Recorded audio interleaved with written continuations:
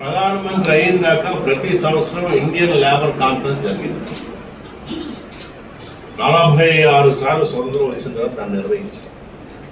నరేంద్ర మోడీ ప్రధానమంత్రి అయిన తర్వాత 2015లో మాత్రమే జరిగింది.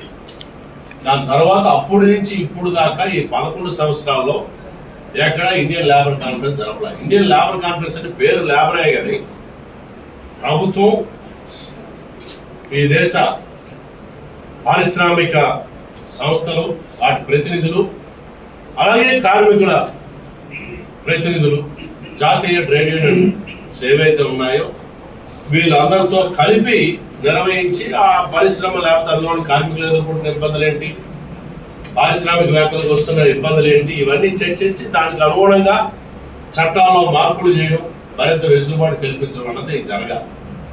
అది అప్పటి నుంచి ఇప్పుడు దాకా జరపలే. కనీసం ఇది మార్పు చేయాలంటే ఇండియన్ లేబర్ కాన్ఫరెన్స్ చర్చించాలి. ఈ చట్టాలను మేము అన్నింటినీ కలిపి 4 స్మృతులుగా మారుస్తున్నాము, దీని వలన ఈ మంచి జరుగుతుందని చెప్పని ఇండియన్ లేబర్ కాన్ఫరెన్స్ చెప్పి వాళ్ళ ఆమోదం తీసుకున్న తర్వాత చేయాలి. అటువంటిది ఏమీ లేకుండా ఏకపక్షంగా వీళ్ళు చేసేసి అమల్లో తీసుకొస్తామని చెప్పని అంటున్నారు. ఇదంతా మీకు చాలా